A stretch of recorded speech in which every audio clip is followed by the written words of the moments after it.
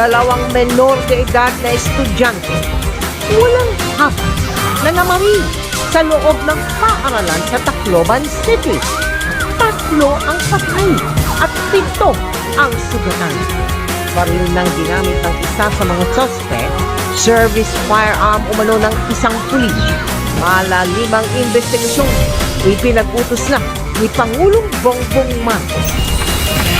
Sa Iloilo, menor de edad ding estudyante sinuntok ng kaklase habang tumatawid sa kalsada.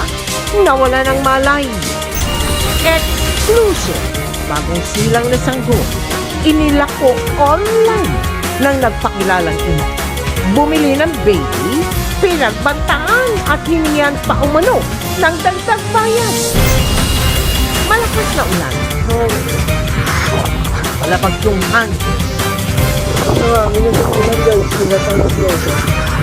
At pag-ulan ng yelo. Naranasan sa Metro Manila at mga karating probinsya. Bagyong Francisco, inaasahang maging super typhoon sa susunod na 12 oras. Saan kaya makakaapekto?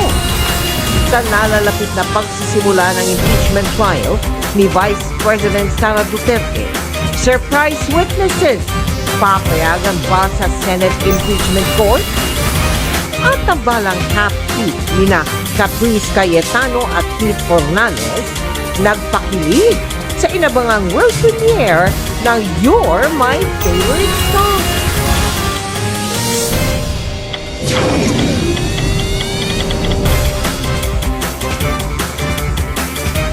Magandang gabi po, Luzon, Visayas at Mindanao.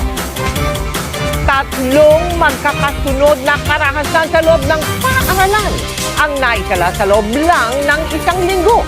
Pinakahuli dyan ang pamamari ng 2 estudyante sa Tacloban kaninang umaga. 3 kaeskwela nila ang patay habang 7 ang sugatan.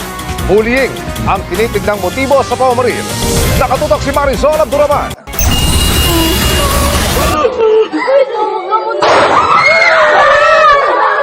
Kasunod ng sunod-sunod na